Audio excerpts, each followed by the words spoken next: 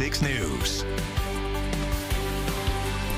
With an aging population, demand for orthopedic care is increasing, including in the Quad Cities. And now ORA Orthopedics is expanding its partnership with Unity Point Health.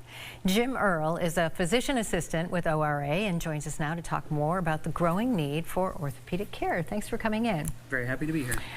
Obviously, age is a factor, and we have an aging population, and knees wear out. But there are other factors involved to an increase for orthopedic care. What are those?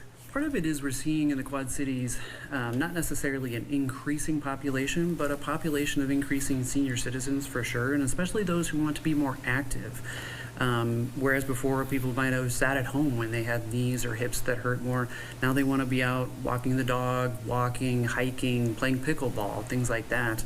And so we're seeing more people coming in earlier for treatment so that they can stay active longer.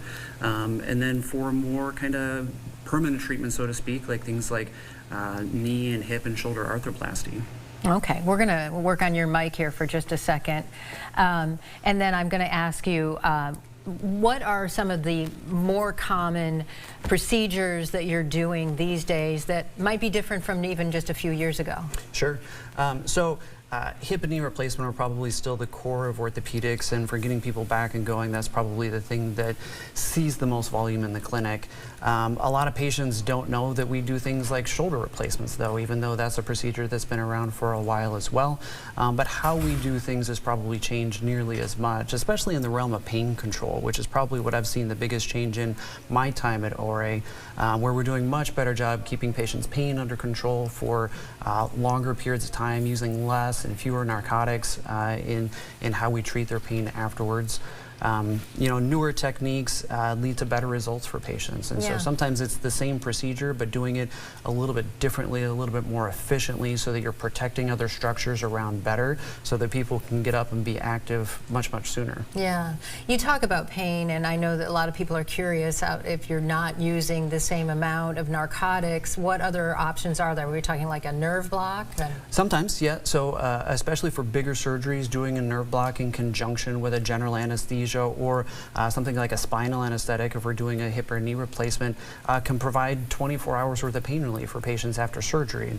After that, they need fewer narcotics, generally speaking, but then we use what's called a multimodal pain approach as well, where we're not relying merely on narcotics, but other adjunct pain medications, anti-inflammatory medications, other types of nerve-based pain medications that we can use to kind of help decrease their pain without overloading them with all those narcotics like we used to. Yeah, I know that's a big concern today, so it's a great explanation.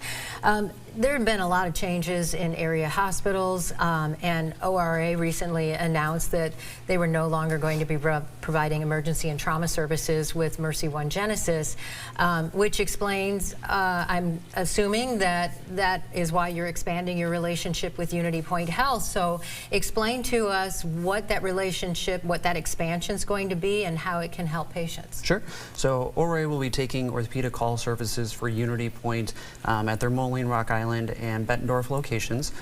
So for orthopedic care on an emergency basis, the ORA physicians will be the ones taking care of that. That was born out of the transition away from Mercy One. But with the new partnership with Unity Point, it allows better direct access care to us. So patients who are seen in the emergency room or in urgent cares for Unity Point will have direct access into our scheduling. So they don't need to call and make an appointment. One's made for them while they're there at the ER, so that they can see one of the team the next day or within a couple of days to get that orthopedic need met relatively quickly if it's a non-emergent type of problem. Yeah, well, it sounds very good. We appreciate you coming in, and James Earle, good luck with your continued work with ORA Orthopedics. Thank you.